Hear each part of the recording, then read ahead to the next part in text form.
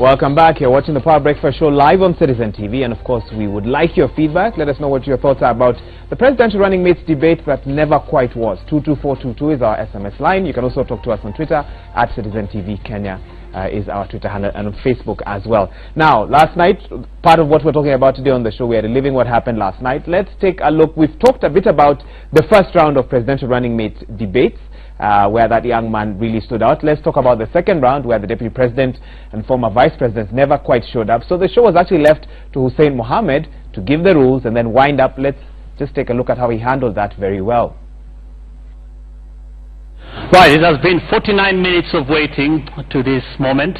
Neither of the two running mates is here, and Debates Media Limited has taken a decision. And that decision is as follows. Debate Media Limited declares a no-show for the second of two editions of the Running Mates debate. The next debate is the presidential debate on Monday, the 24th of July 2017, between President Uhuru Kenyatta and NASA presidential candidate Raila Odinga.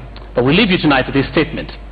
On the 9th of May, the steering committee of the presidential debates made the preliminary announcement of its plans to stage this year's presidential debate. Now, this was not an entirely new concept in the country, having been successfully introduced in 2013 by the mainstream media in the country. Now, at the time, there was no validly nominated presidential candidate, as the formal presentation of papers to the IEBC would come much later in May. The steering committee recognized that this process required a great deal of time and resources to put together, and the earlier the preparations began, the better it would be for everyone. This is the reason why this process could not have waited for the parties to declare who their presidential candidates and running mates would be. Nevertheless, the steering committee relentlessly reached out to all campaign teams through formal letters and informal channels. In June, the committee published the criteria for participation in the debates, and drawing from international best practice, determined that there would be two debates in one. The first would involve candidates who would have scored less than 5% in national opinion polls conducted by two research firms. The second part of the debate would only involve the candidates with more than 5% in the same opinion polls. This approach was aimed at ensuring that Kenyans got ample opportunity to hear from the candidates who stood a mathematical chance of ascending to the positions of President and Deputy President. But in so doing, the committee wanted to be as inclusive as possible in the debates. This is why, even when the candidates with less than 5% support were still scheduled to have their own debate. The first response to this criteria came from 6 presidential candidates who castigated it as discriminatory, insisting that they wanted to share the stage with the other 2 candidates who were now perceived as frontrunners. As a matter of fact, one of the candidates took the organizers of these debates to court to challenge the criteria. The suggestion that the campaigns did not know about these debates is therefore at best dishonest. These debates have never been about individual candidates. They have never been about any one or 2 political parties. These debates are driven by the enduring principle that the media is a watchdog for society and provides a platform for alternative visions. This is why we are committed to doing this debate, whether 1 or 2 candidates chose to stay away. We believe that as media, we have discharged our duty. I'm Hussein Mohammed. Have a good night.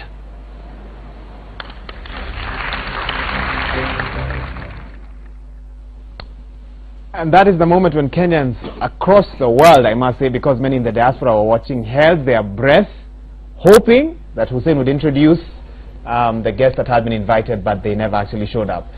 7 presidential running mate candidates there were called, pretty much were lumped in the group of dishonest, because through that statement, Hussein clearly showed that they had been given all the time, they had given the rules, the format and everything, and yet they refused to show up. Gabriel, do you feel that this morning some are waking up with regret, wishing that maybe, just maybe, we should have turned up for that debate?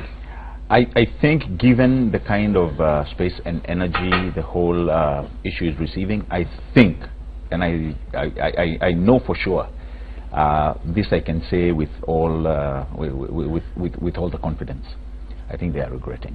Okay. And number 1 is to show how simple the rules were. And I really don't care at this point what people think, whether it's discriminatory or not. The media is not a what you'd call a public institution. It's not governed by the same laws that I can run to court and, you know, compel, you know, the media houses. They are privately owned, you know, unless you're talking about KBC. There you can go and actually tell justice whoever to actually do whatever they do. But on this one, I mean, these are private entities, and when they give you rules, I mean, you abide by them. I mean, when you call us here, you know, if I know Ray is coming and I know I'm not invited, I'll not take you to court. I mean, this, you know.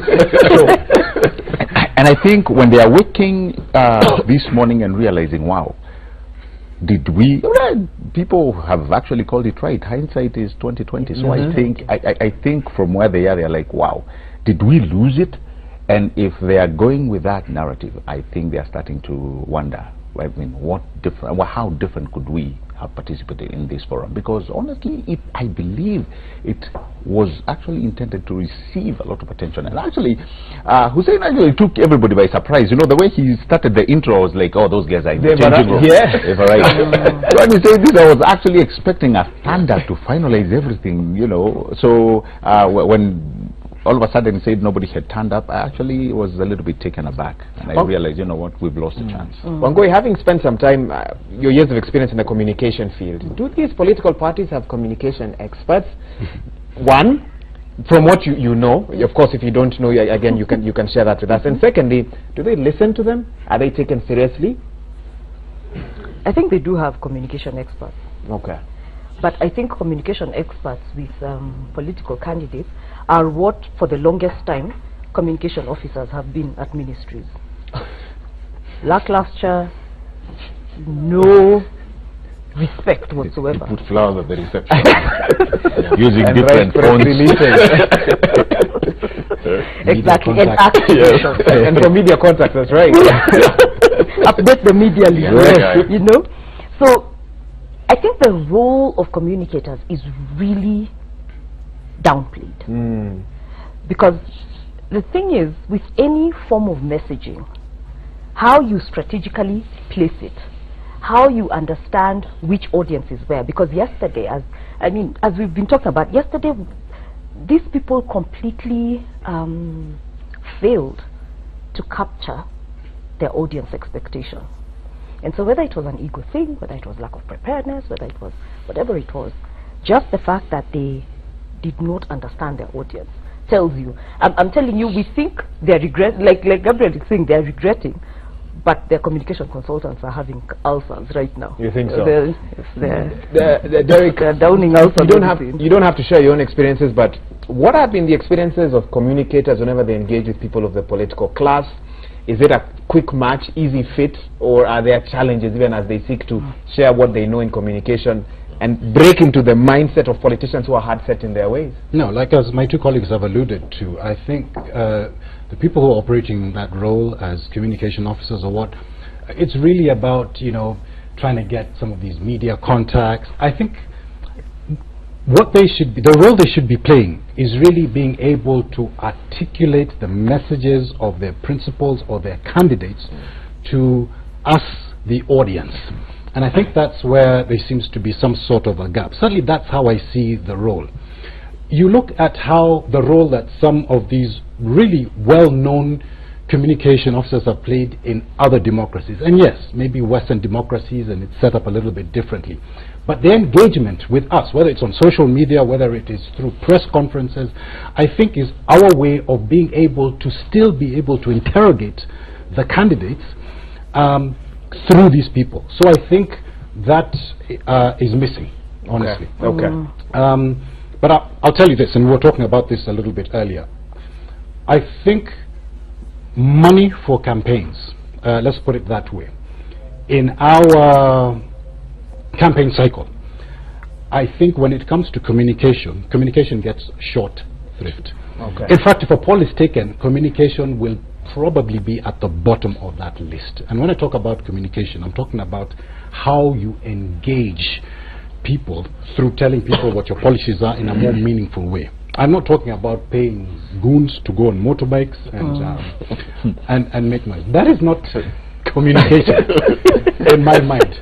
There has to be something that's a little bit more sophisticated, Yes, and I think we're stuck in a time warp. Okay, we're stuck in a time warp. Ray, for you, do you think, and I'm referring to a tweet by Manua Mangoma from yesterday, he tweeted that we need a debate about the presidential debates. Okay, we're having one now. Maybe we should go the direction of not for profit, a debate commission enshrined in law, making it mandatory for everyone, you know, who is applying for a particular job in the public sector at such a high level to have to attend. I think that is very telepathic with what I was thinking. Because how do we arrive at a nation whereby everything has to be legislated for us to get it right? Because if at all this was legislated, and you know, again, the political machinery, still with such a commission, it would still be over-politicized. You will hear that commission, the chair is NASA, the CEO is Jubilee, and we've had the questions that have been leaked via a consultant named Derek. We will expose him tomorrow.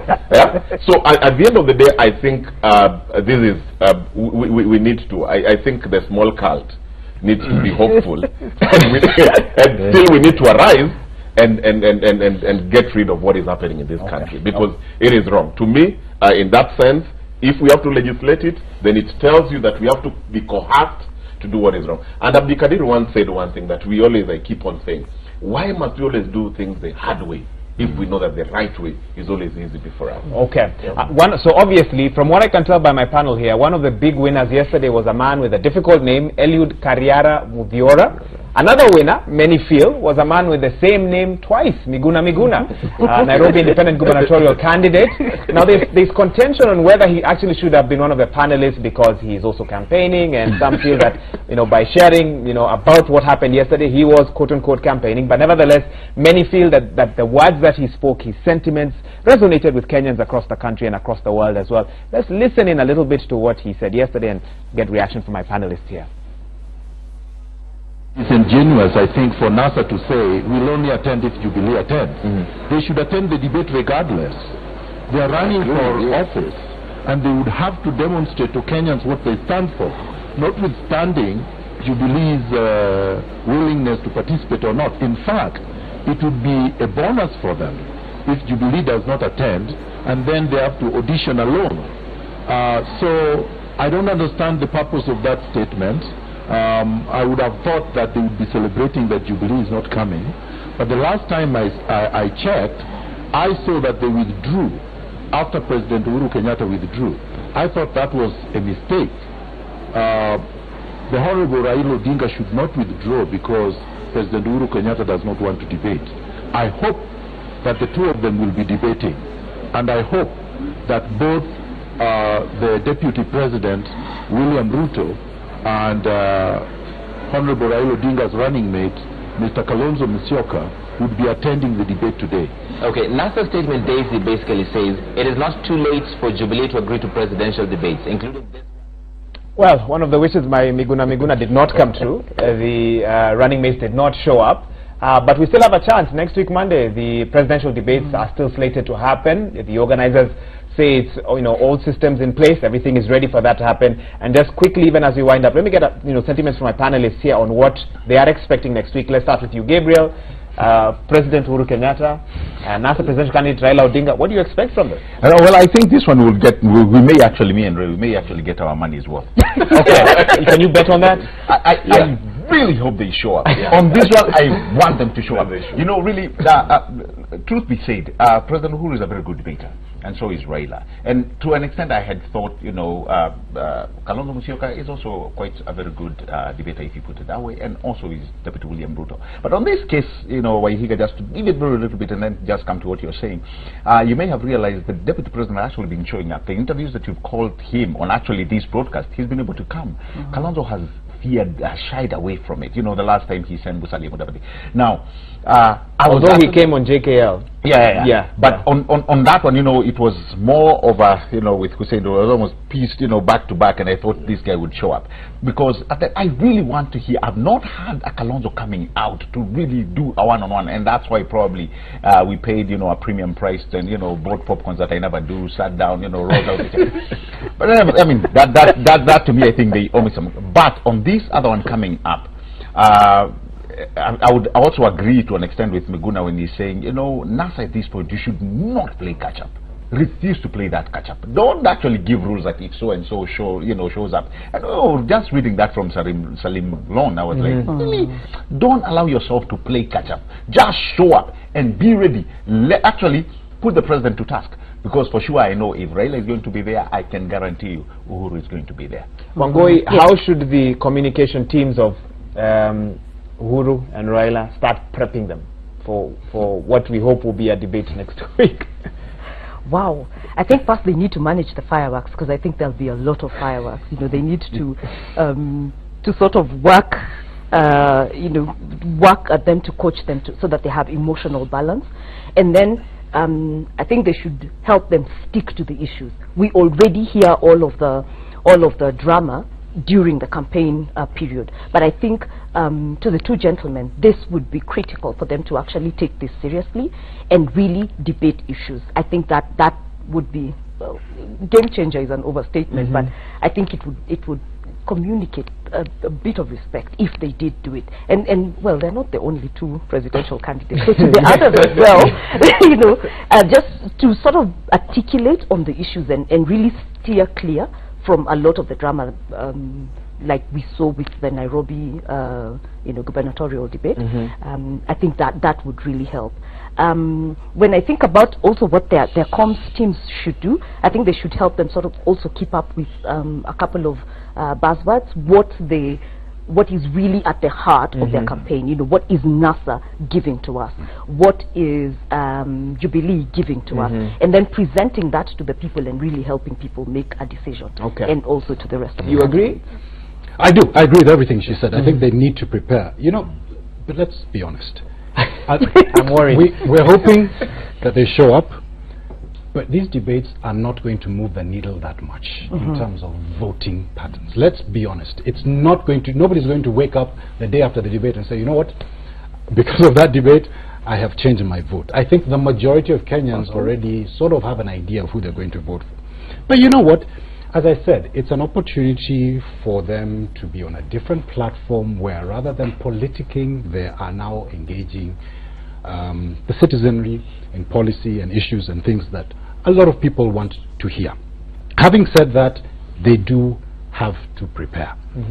You know, and we talk about preparing. There has to be a way that they're managing their time so that you're still politicking machinani, but you're also spending time so that when you get up on that stage, you do yourself and your party a good job. I'm hoping for the best, and I'm hoping that they will show up and it'll be a good debate, and we'll be able to come back and discuss it. Finally, Ray? The communication experts put it to its lane. I think the good Kenyans, the good Kenya in me and in Gabriel, say they are going to be there. The good Kenyans in us. We don't want to be eschatological and say that, you see, they must come, but we are saying they're going to come. And I think they need to demystify the power around the political class, especially the top two. And I think one of the things that Derek and Wangoi, I think, apart from content, they must come with that element of humility. Because it's about servant leadership, because they want to access the top office with actually one has it already. So we have to demystify this power. But I think between now, there has to be a lot of redress mechanism of how it backfired. And I don't know what the VP and the DP may be thinking, but I think some of them, they may really be regretting that they were cheated into this. Yeah, because if the bosses will come, they'll be regretting. Because we have also put something in 2022, the small cult. The small cult may rise. I'm going to leave Ray with to talk here. Thank you so much to everyone who's participated in this, not a debate, panel session rather. Let me quickly read an SMS or two that we're getting here. Dominic Amolo from Kagan Ward in Rangwe is saying that the debate was good, and I really commend Independence to have carried the day with its Deputy President Muthiora Kariara. Just as they shield off, I hope Kenyans will give room to Dr. Kavinga if Uhuru and Raila may misbehave when it comes to attending the big debate. Thank you, Dominic. And Michael Kamau from Nairobi says, good morning. Good morning, Muthiora Kariara for president. Okay, he's already been promoted. Impressive, intelligent, wise, humble, confident, well-spoken, cultured. Okay, I can keep going on and on and on. And I think they just feel that if Mr. Kariara's running mate is just, okay, no, I think Mr. Kariara is the running mate. is just as refined, then this could translate to 1.2 million votes for the pair. It was a blunder for the others to have boycotted last night's event. There are high levels of frustration, bitterness, and despair in this country right now. The last 15 years have not been rosy, and I think this, Michael clearly very impressed with what Mr. Kariara did yesterday, showing up. That's how we wrap up this particular session, but when we return, we'll be talking about election preparedness, where are we in regards to matters, IEBC, peace, and so much more. We'll be talking about that with another panel here in studio, but Derek Banga, communication consultant, thank you so much. Wangui Kilu, speech coach, asante sana. Ray Ochieng, political analyst, who introduced the topic of cults. As a positive thing, however, let me get that right. Thank you so much. Gabriel Muduma, governance analyst. Everyone here praying that if we have this panel next week on Tuesday, we'll be talking about a presidential debate that actually happened. You're watching the Power Breakfast Show live on Citizen TV. We'll be right back.